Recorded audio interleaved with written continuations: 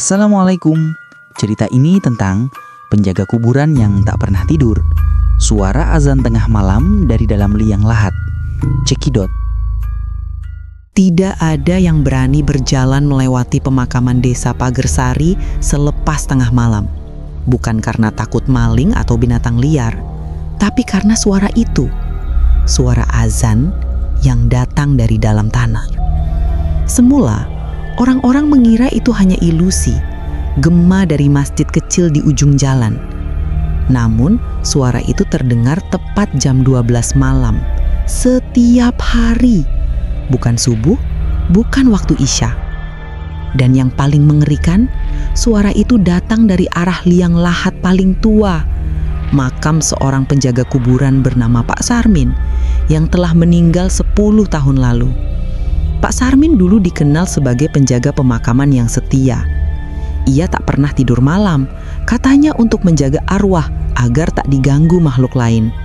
Orang-orang desa sering melihat lampu Petromax menyala di tengah kabut, dan siluet tubuh tua Pak Sarmin berjalan di antara nisan, membawa cangkul dan dupa. Tapi setelah ia meninggal, tak ada yang mau menggantikannya. Makam-makam dibiarkan penuh semak, dan sejak itu, suara azan aneh mulai terdengar. Suara berat, parau, dengan nada yang mengguncang hati. Bukan suara manusia biasa. Suatu malam, Darto, pemuda desa yang baru pulang dari luar kota, tak percaya pada cerita itu. Ia menantang teman-temannya untuk membuktikan sendiri. Kalau benar ada yang azan tengah malam, biar aku yang lihat langsung, katanya. Dengan hanya membawa senter dan rokok, ia melangkah ke pemakaman. Angin berhembus pelan, membawa aroma tanah basah dan bunga melati yang membusuk. Ketika jarum jam di ponselnya menunjukkan 00.00, semuanya mendadak hening. Tak ada jangkrik, tak ada angin. Hanya keheningan yang menekan dada. Lalu, suara itu muncul. Allahu Akbar, Allahu Akbar. Suara yang dalam, serak, dan seperti berasal dari dalam tanah itu sendiri. Senter di tangan Darto bergetar. Cahaya putihnya menyorot ke sebuah liang lahat. Dan saat itu juga, tanah di atasnya bergetar pelan, seperti ada sesuatu yang berusaha keluar dari bawah. Darto mundur setapak, napasnya tercekak. "Siapa di sana?" teriaknya. Tapi suaranya tak lebih keras dari desir angin. Tiba-tiba, di sela suara azan itu, ia mendengar suara langkah kaki. Bukan dari belakang, melainkan dari dalam liang lahat. Seperti kaki yang menyeret sesuatu berat. Dan ketika ia menyorotkan senter ke arah makam itu, ia melihat bekas jari di tanah. Seperti tangan yang baru saja mencakar dari bawah permukaan. Darto jatuh terduduk. Senter terlepas. Dalam kegelapan, suara azan itu berubah menjadi rintihan. Lalu bisikan lirih terdengar di telinganya. "Aku belum selesai menjaga." Keesokan paginya, warga menemukan Darto pingsan di tengah makam. Wajahnya pucat, tubuhnya dingin. Dan yang paling membuat semua merinding, di tanah dekat makam Pak Sarmin ada bekas telapak kaki. Arahnya menuju luar liang lahat. Tapi tak ada jejak lanjutan. Sejak malam itu, suara azan di pemakaman desa Pagersari terdengar 2 kali setiap tengah malam. Satu berat, tua, dan dalam. Dan satu lagi muda, parau, tapi jelas berasal dari suara Darto. Malam itu, hujan turun deras di desa Pagersari. Air menggenang di pemakaman yang sunyi, menetes dari daun kelapa dan batu nisan yang sudah dipenuhi lumut. Namun, di balik derasnya hujan, masih terdengar samar suara azan. Parau, panjang, dan terdengar seolah dari dalam bumi. Warga yang tinggal di sekitar pemakaman menutup pintu rapat-rapat. Tak ada yang berani keluar rumah. Kecuali satu orang, Pak Karta, teman lama almarhum Pak Sarmin, sang penjaga kuburan yang katanya tak pernah tidur. Pak Karta dulu sering membantu Sarmin menggali liang lahat. Mereka berdua bersahabat sejak muda. Namun setelah Sarmin meninggal, Karta memendam penyesalan mendalam. Ada janji di antara mereka yang belum pernah terpenuhi. Janji yang dulu diucapkan di tengah malam, di bawah hujan saat mereka berdua duduk di antara nisan-nisan tua. Kalau aku mati duluan, tolong jagain makamku ya Karta. Aku gak mau sendirian di tempat ini. Iya Min, aku janji. Namun janji itu tak pernah ditepati. Sejak Sarmin meninggal, Pak Karta tak pernah lagi menapakkan kaki ke kuburan itu. Ia takut, bukan pada arwah temannya, tapi pada perasaan bersalah yang menghantui setiap kali mendengar suara azan dari tanah basah itu. Suatu malam, setelah mendengar kabar Darto pingsan di pemakaman, Karta merasa tak tenang. Ia berjalan menuju makam Sarmin meski hujan turun tanpa henti. Senter tua di tangannya berkelip redup. Langkahnya menimbulkan suara plak, plak di tanah becek. Setiap nisan yang dilewatinya seperti menatapnya dengan dingin. Ketika sampai di depan makam Sarmin, ia berlutut. Air hujan menetes dari wajah keriputnya. Min, maaf, aku gak pernah datang lagi ke sini. Aku takut. Tapi aku dengar suaramu, Min. Itu kamu kan? Angin berhenti berhembus. Suara jangkrik lenyap. Lalu dari bawah tanah, samar-samar terdengar gumaman. Suara lirih seperti orang berdoa. Lalu berubah menjadi suara azan yang pelan tapi dalam, bergema di telinga Karta. Allahu Akbar, Allahu Akbar. Tangan Karta bergetar. Ia menempelkan telinganya ke tanah basah. Dan ia mendengar sesuatu. Napas. Seseorang di bawah tanah itu masih bernapas. Karta tersentak mundur. Senter jatuh dan mati. Dalam kegelapan total, suara azan itu makin jelas. Tapi kini di sela-selanya terdengar kata-kata, Karta, kau janji mau jaga aku. Karta membeku. Tubuhnya lemas. Dan tiba-tiba tanah di depan nisan bergoyang pelan. Seperti seseorang sedang berusaha keluar dari liang lahat. Karta menjerit, tapi suaranya tenggelam di tengah hujan. Ia berlari, tapi setiap langkah seolah menariknya kembali. Ia mendengar suara langkah berat mengejar dari belakang. Basah, berat, dan menyeret. Keesokan paginya warga menemukan senter rusak, sandal Pak Karta, dan bekas jejak kaki telanjang dari arah makam menuju jalan desa. Tapi Karta tak pernah kembali.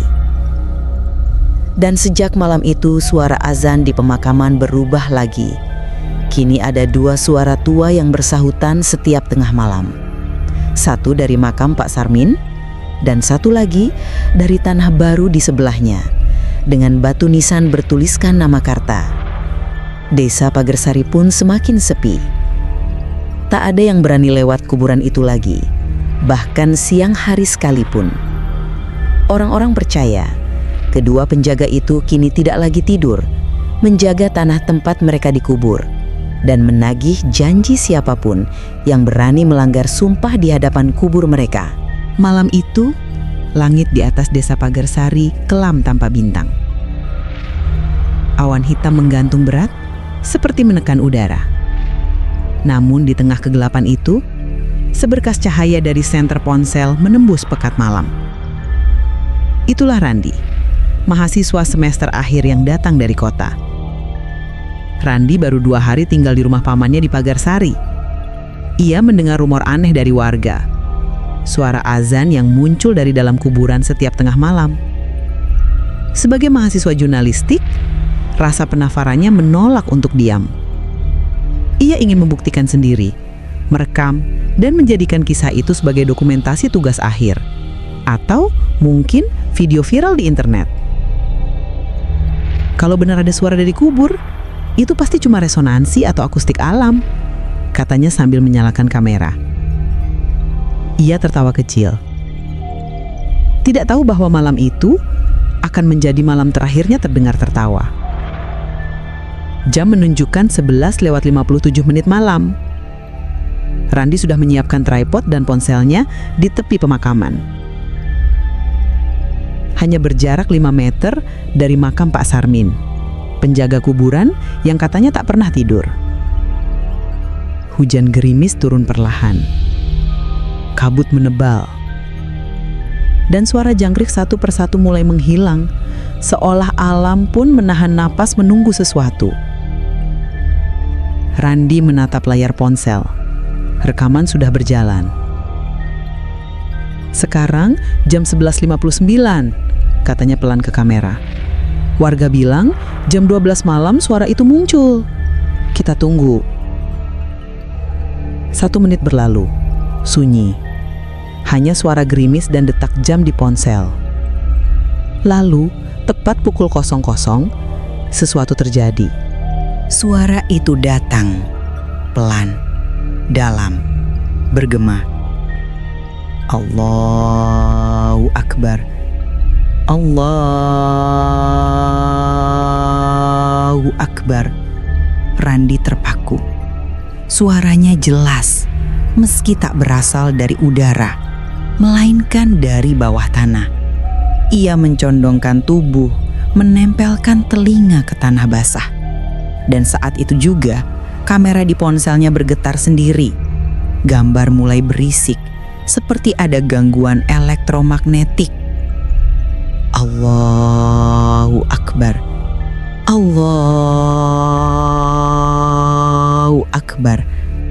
Namun di sela-sela azan itu, terdengar gumaman lain.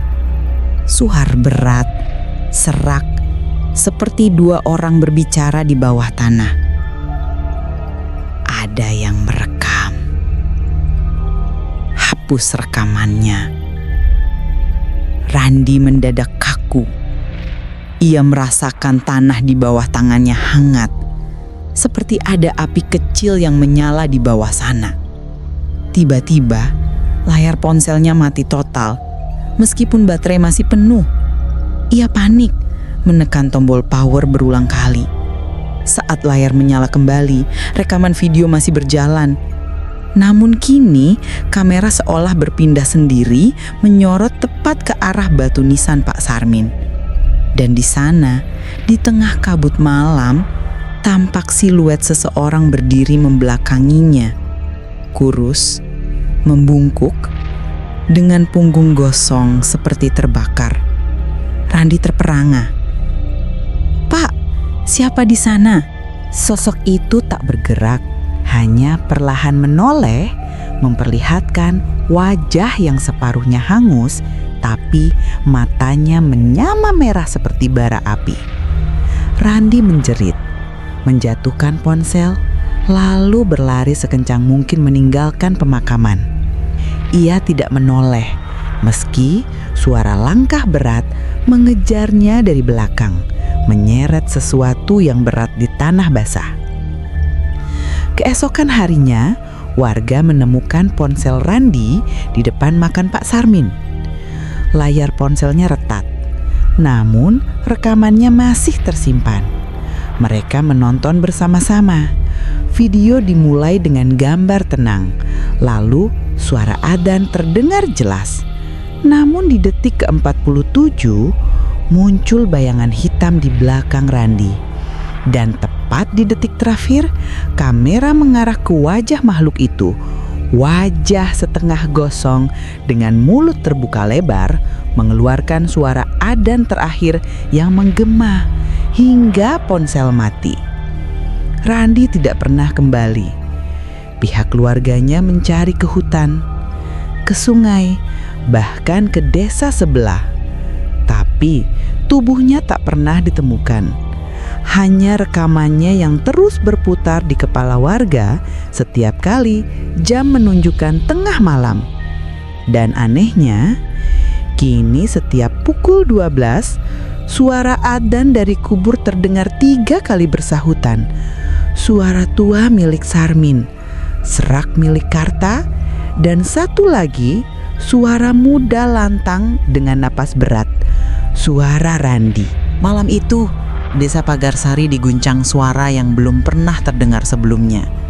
Bukan 1, bukan 2, tapi 3 suara adzan bersahutan dari arah pemakaman. Warga yang terjaga di rumah masing-masing saling pandang, pucat, dan saling berbisik.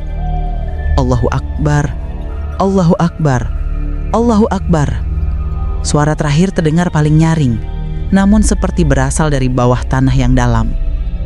Dan sejak malam itu, tak satu pun anjing di desa berani menggonggong lagi setiap lewat tengah malam. Keesokan paginya, para tokoh desa berkumpul di rumah kepala dusun. Mereka sepakat, sesuatu harus dilakukan. Suara itu sudah berlangsung terlalu lama. Dan sejak hilangnya Randi, banyak warga mengaku mendengar bisikan saat lewat di dekat kuburan. Bisikan yang memanggil nama mereka satu persatu. Ini nggak bisa dibiarkan, ujar Pak Rahmat, kepala dusun yang sudah menua namun masih tegas. Kalau benar sumber suaranya dari makam, kita harus gali dan pastikan apa yang sebenarnya terjadi. Sebagian warga menolak. Dosa besar, Pak. Gali kubur orang mati? Teriak yang lain. Tapi ketakutan lebih kuat dari rasa bersalah. Mereka ingin keheningan kembali. Akhirnya diputuskan. Malam itu juga, makam Pak Sarmin akan dibuka. Menjelang tengah malam, 6 orang lelaki berkumpul di tepi pemakaman dengan membawa sekop, lampu petromak, dan doa di bibir mereka. Udara dingin menusuk, kabut turun perlahan, dan tanah terasa lembab seperti baru disiram air. Setiap langkah mereka ke arah makam terdengar berat, seolah bumi menahan mereka agar tidak melangkah lebih jauh. Pak Rahmat berdiri paling depan. Bismillah. Sekop pertama menghantam tanah. Tak ada yang berbicara, hanya suara sekop dan detak jantung masing-masing yang terdengar. Namun, baru 5 lapisan tanah tergali, aroma anyir menyeruak keluar. Bukan bau bangkai biasa, tapi seperti batu bara terbakar dan darah busuk. Berhenti dulu, kata salah satu warga, menahan napas. Tanah yang mereka gali tiba-tiba mengeluarkan uap panas. Dari celah-celahnya muncul asap tipis berwarna merah tua. Dan tak lama kemudian, suara itu datang lagi. Allahu Akbar. Tapi kali ini bukan dari dalam liang lahat. Suara itu datang dari belakang mereka. Ketika semua menoleh, di bawah hinar petromax yang bergoyang, terlihat 3 sosok berdiri di antara nisan. Satu tua dengan wajah hangus separuh, Pak Sarmin. Satu gemuk dengan kulit pucat, Pak Karta. Dan satu lagi, muda, mengenakan jaket hitam dan celana jeans robek, Randi. Ketiganya berdiri diam. Wajah mereka datar, namun mata mereka menyala seperti bara api. Mulut mereka bergerak perlahan, melantunkan kalimat azan yang menggema di seluruh area pemakaman. Para penggali menjerit, menjatuhkan sekop dan berlari sekuat tenaga. Namun semakin jauh mereka berlari, pemakaman itu tak kunjung hilang dari pandangan.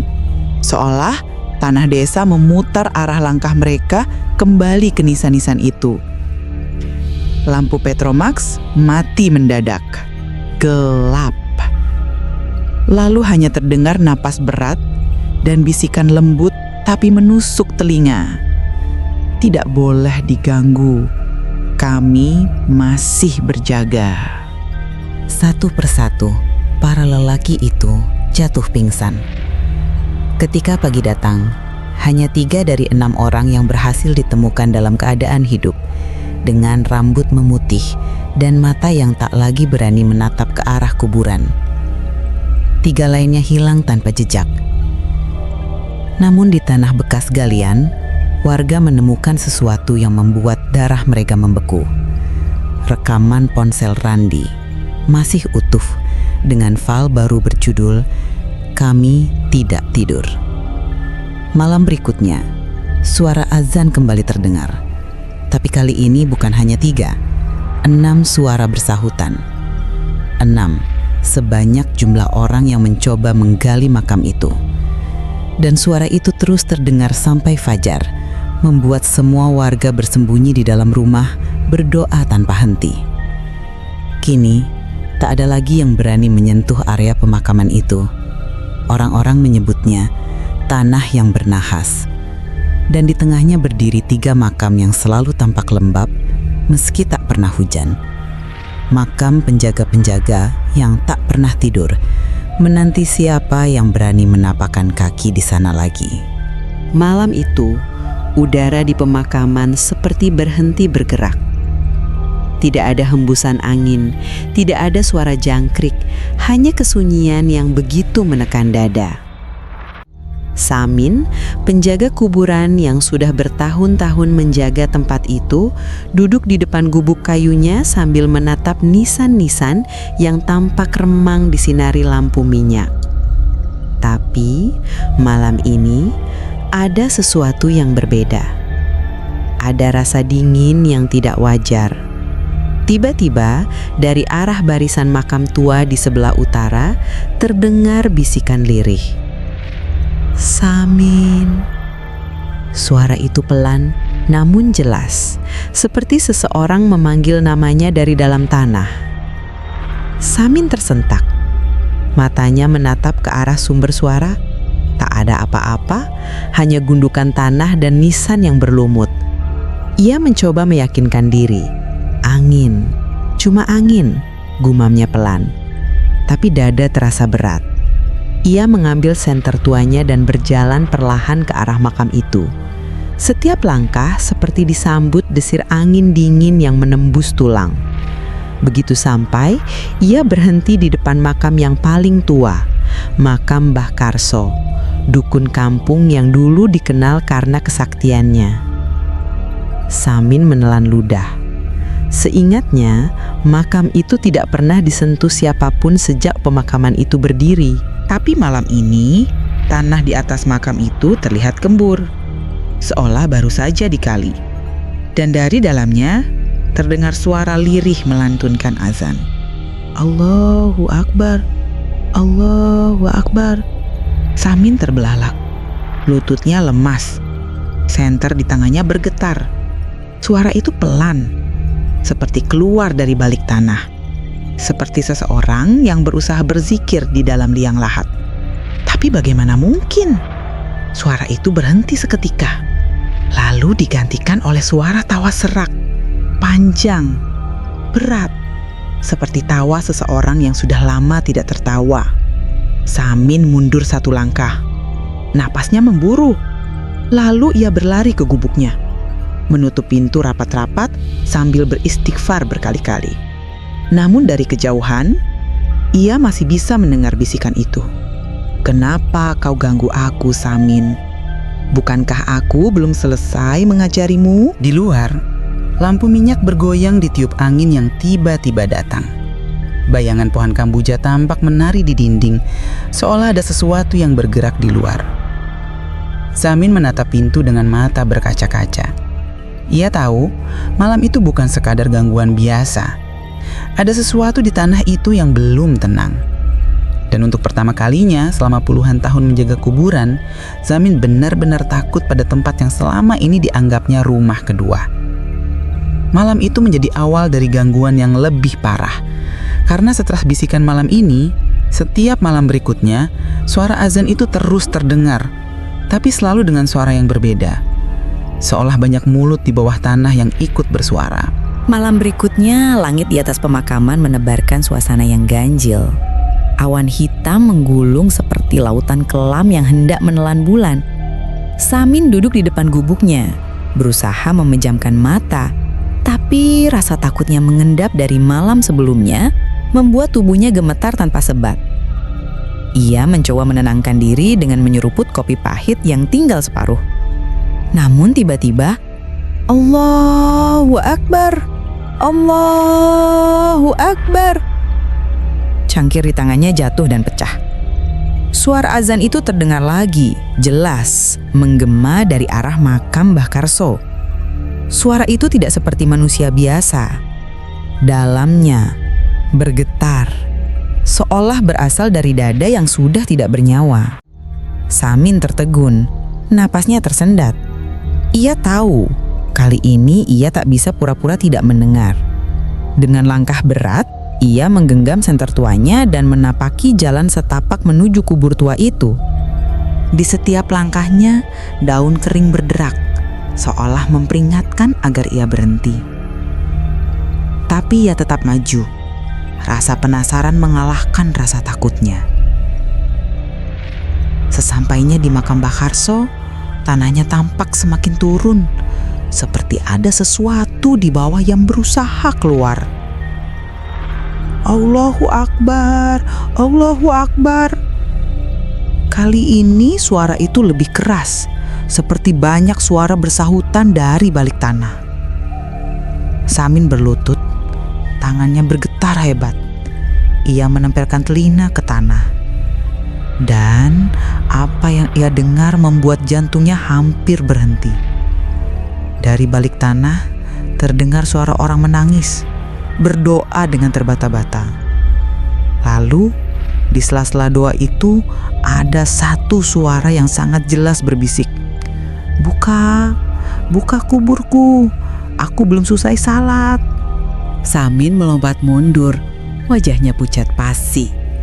Ia berlari kemari ke gubuk sambil menutup telinga, berusaha menyingkirkan bisikan itu dari kepalanya.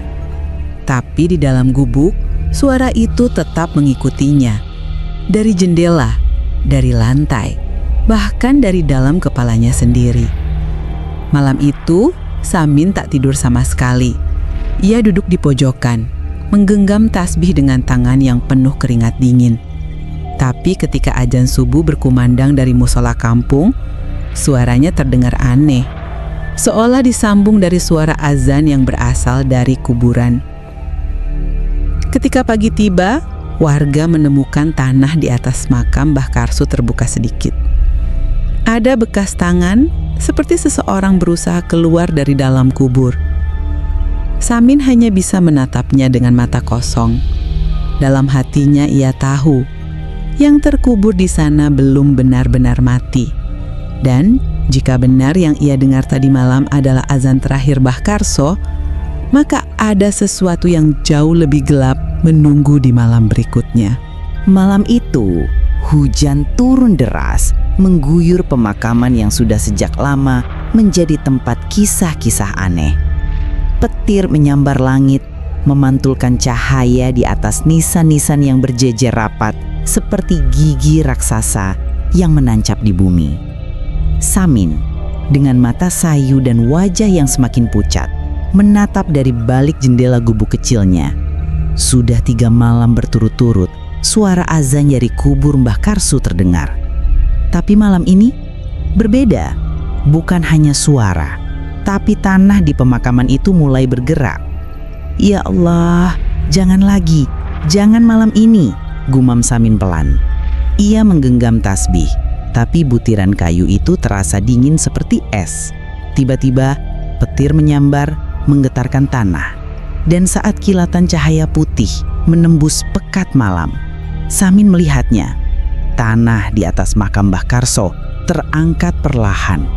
Seolah ada sesuatu di bawah sana yang sedang mencoba keluar. Allahu Akbar, Allahu Akbar. Suara itu kembali menggema. Tapi kali ini bukan hanya dari satu makam. Satu persatu, suara serupa terdengar dari berbagai penjuru pemakaman. Dari nisan tua, dari liang yang sudah lama ditinggalkan, dari kubur baru yang masih lembab. Samin keluar dari gubuk, tubuhnya gemetar hebat. Di bawah sinar petir, ia melihat tanah bergerak bergelombang. Bukan karena gempa, tapi seperti ada ratusan tangan yang meronta dari dalam. Tanah bergeser, nisan-nisan miring. Suara batu nisan bergesekan dengan tanah menciptakan bunyi yang membuat bulu kuduk berdiri. Dari beberapa lubang kecil keluar asap putih tipis, lalu diikuti aroma busuk bercampur kemenyan. Dan di tengah kekacauan itu, Samin melihat sosok yang ia kenal, Mbah Karso. Tubuhnya hitam terbakar, matanya merah menyala seperti bara.